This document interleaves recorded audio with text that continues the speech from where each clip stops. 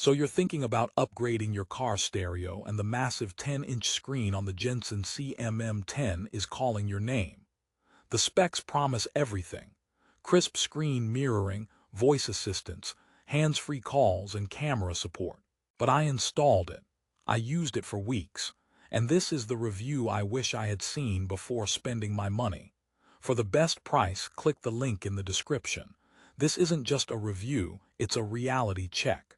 That glossy Amazon listing makes it look like a premium, do-it-all head unit. But here's what surprised me almost immediately. This screen feels less like a high-tech command center and more like a temperamental tablet from 2012 that got trapped in a car dashboard. Therefore, if you're expecting a seamless, modern experience, you need to hear this. Let's start with the headline feature, the 10.1-inch touchscreen. It's big, I'll give it that. It's like having a small cafeteria tray in your dash. Visibility is decent, but the touch responsiveness is where the first major hiccup lives. It's not consistently smooth. Sometimes you tap, it registers.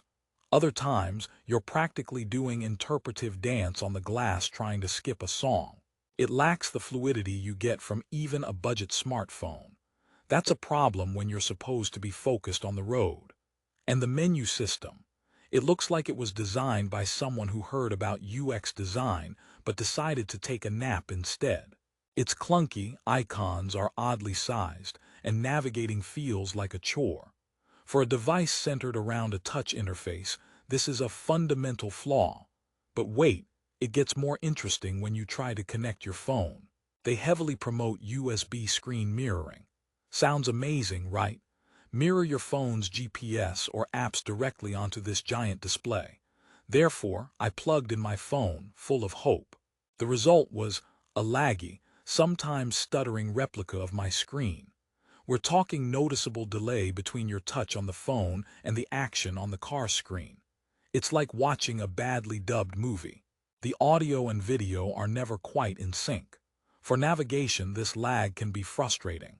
For watching a video while parked, it's a pixelated, jittery mess. It's a feature that works in theory but fails in practice, which is the theme of this unit. Then there's Bluetooth. The upgraded Bluetooth, they call it.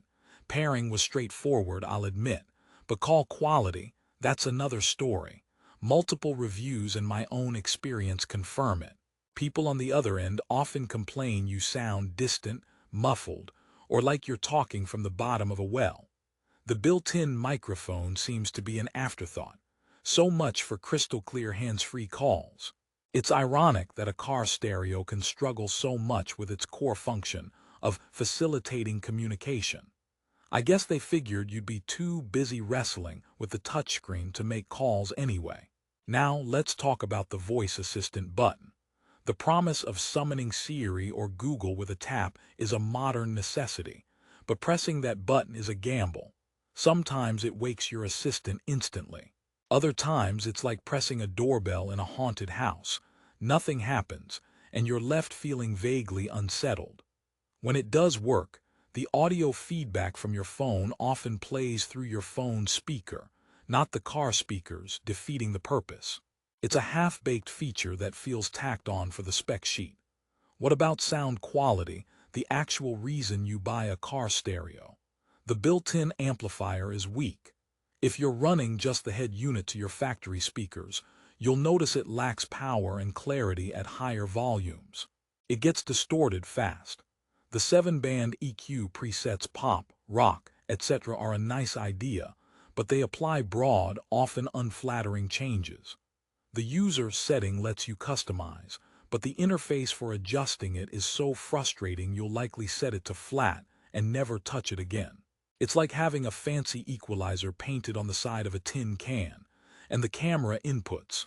Yes, it has ports for a front and backup camera. That's a pro. The con. The video quality from the cameras, especially when viewed on that large screen, is often subpar and grainy. It's functional, but don't expect a crisp HD view of what's behind you. It gets the job done in a I can see a blurry shape that might be a trash can kind of way. Here's a joke for you. What did the car stereo say to the frustrated driver? I can't hear you, my Bluetooth is updating to a worse version. Steering wheel control compatibility is another potential headache. It supports it, but the setup process can be convoluted, requiring you to manually program each button press. If you're not comfortable with wiring diagrams and patience, be prepared to either lose that functionality or pay for professional installation, which adds significant cost to this budget unit. Now the physical build. For a device with a screen this large, the plastic housing feels cheap and lightweight. It doesn't inspire confidence in long-term durability. Inserting and removing the faceplate feels flimsy, like you might snap something. In a world of tight dashboard fits, that's a concern. It's like putting a big, delicate soap bubble in your dash. You're just waiting for it to pop. Let's address the 3.5-star Amazon rating. Dive into those top reviews and you'll see a stark divide. There are the "works great for me" 5-star reviews, often from people who just installed it. Then there are the 1- and 2-star reviews that detail catastrophic failures. Screens dying after a month, units freezing and requiring constant resets, Bluetooth permanently disconnecting. This inconsistency is a massive red flag. It suggests poor quality control. You might get a good one, or you might get a very expensive paperweight. Buying this unit is a game of Russian roulette with your dashboard. Joke number 2. How many Jensen engineers does it take to fix a laggy touchscreen? The world may never know because they're all still waiting for the diagnostic menu to load. So, after all this, is there anything good? Well, it has a lot of features on paper. The screen is physically large. It has a ton of inputs and outputs, USB, microSD, RCA pre-outs. If your only goal is to have a big display that technically does a lot of things, and you have the patience of a saint, it might suffice. But suffice is a long way from excel, or even enjoy. Therefore, who is this actually for? I'd only cautiously recommend it to a very specific user. Someone with a beater car who wants maximum feature checklist for minimum cash, who is a DIY wiring wizard, and who views constant minor frustrations as a charming hobby. For everyone else, people who value reliability, sound quality, intuitive use, and not wanting to punch their dashboard, this is a hard pass. There are better options in a similar price range. Brands like Pioneer, Kenwood, and even some Boss units offer more polished, reliable software and better build quality, even if their base model screens are smaller. Sometimes, a smaller, responsive screen is infinitely better than a giant, frustrating one. It's the classic case of quality over quantity. Joke 3.